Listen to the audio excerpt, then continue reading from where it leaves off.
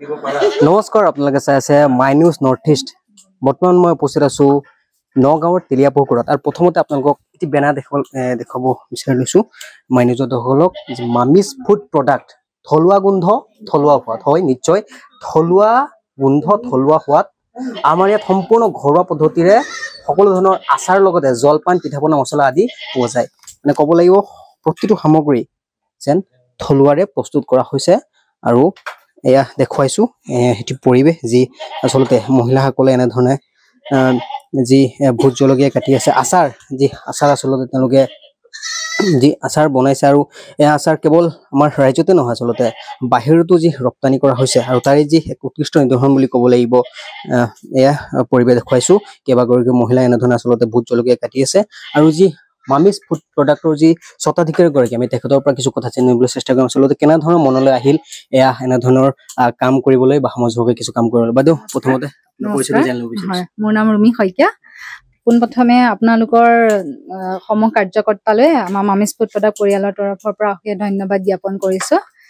মানে মই আপোনাৰ 2 বছৰৰ আগতে এটা অসম চৰকাৰৰ অধীনত মানে এটা প্ৰশিক্ষণ লৈছিলো আচাৰৰ ওপৰত।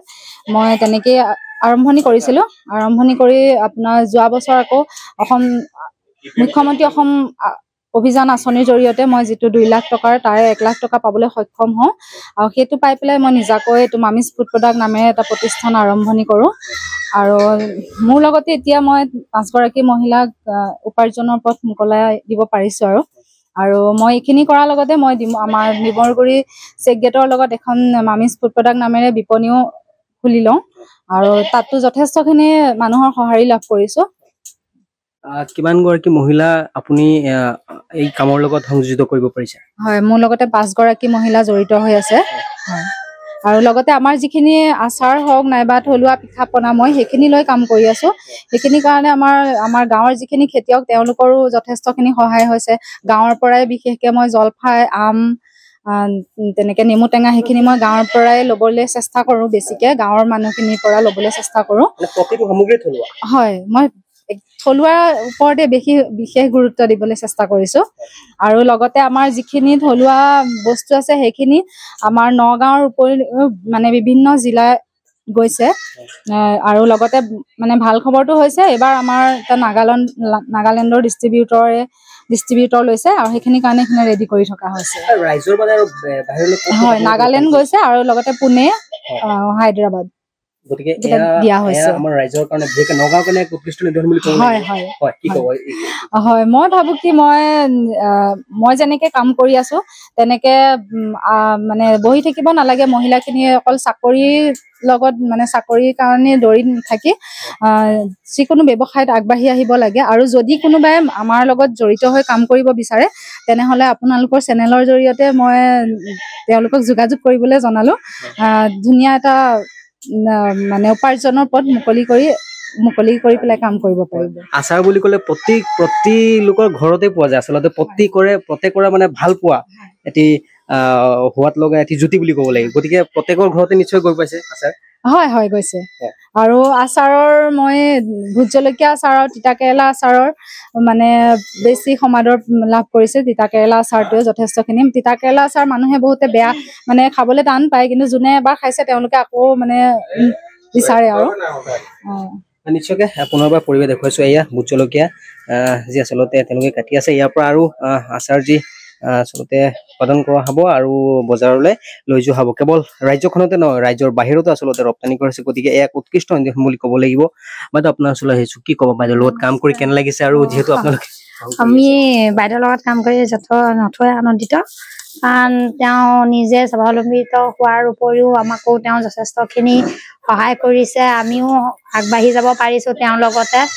আৰু মোৰ সকলোকে অনুৰোধ সকলোলৈকে থাকিল যে তেওঁক আগবাঢ়ি যোৱাত সকলোৱে সহায় কৰে, তেওঁক আগবাঢ়ি যোৱাত। কেৱল আচাৰ বুলিয়ে নহয়, তেওঁ পিঠা পনা জা জলপান মছলা মানে এই সকলোখিনি তেওঁ মানে তেওঁৰ লগত জড়িত।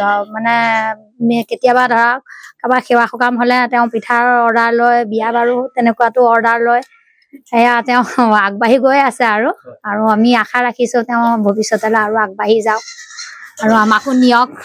বাইদেউ আছে তো কি ক'ব বাইদেউৰ লগত জড়িত হৈ কেনে লাগিছে কাম কৰি বহুত ভাল লাগিছে আপোনাৰ ওচৰতে আছে দেখিবলৈ পোৱা গৈছে আপোনালোকে এতিয়া আচাৰৰ কাৰণে যি এইখিনি কৰি আছে গতিকে বাইদেউৰ লগত যিহেতু কাম কৰি আছে কিমান দিন ধৰি আপোনালোকে আমাৰ কাম কৰা প্ৰায় এবছৰমান 1.5 বছৰ মানে হৈছেহি 1.5 বছৰমান হৈছেহি এতিয়া বাইদেউ নিজৰ লগতো আপোনালোকক স্বাৱলম্বিতাৰ এটি পথ দেখুৱাই দিছে কি ক'ব বিচাৰিব বহুত ভাল লাগিছে তেওঁৰ লগতে আমিও আগবাঢ়ি যাব পাৰিছো গতিকে এনেকৈ আগবাঢ়ি যাবলৈ আমাৰ অনুৰোধ নিশ্চয় মই বাইদেউৰ পৰা পুনৰ এটা কথা জানিব চেষ্টা কৰিম বাইদেউ যেহেতু পাৰ ডে ইনকামৰ কথা কোৱা হয় গতিকে এই ইয়াৰ পৰা এনে ইনকাম কেনেধৰণৰ হয় বাৰু মইতো ইনকাম বুলি ক'লে মই মোৰ লগত 5 গৰাকী মহিলাক মই মানে উপাৰ্জনৰ পথ মোকলাব পাৰিছো মই ধুনীয়াকে 5 গৰাকী মহিলাক মই তেওঁলোকৰ উপাৰ্জনৰ পথ মোকলাৰ উপৰিও নিজৰ উপাৰ্জন নিজে কৰি আছো পুঁজিটো ৰাখি পেলাই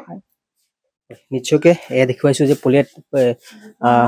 তেলীয়া পহুকুটাৰ পৰা যি পৰিৱেশ দেখুৱাবলৈ চেষ্টা কৰিলো আচলতে এগৰাকী মহিলাই যি নিজৰ লগতে আন কেইগৰাকী মহিলাকো আচলতে এক উৎকৃষ্ট নিদৰ্শন স্বাৱলম্বিতাৰ পথ দেখুৱাবলৈ সক্ষম হৈছে আৰু এয়া কেৱল আমাৰ ৰাজ্য নগাঁও বুলি নহয় গোটেই সমগ্ৰ ৰাজ্যলৈ এক ভাল বাৰ্তা কঢ়িয়াইছে বুলি ক'ব লাগিব যে মুখ্যমন্ত্ৰীৰ যি আঁচনিৰ এক ভাল প্ৰভাৱ পৰিছে বুলি ক'ব লাগিব আৰু এয়া আমি পৰিৱেশ দেখুৱাবলৈ চেষ্টা কৰিলো তেলীয়া পহুকুটাৰ পৰা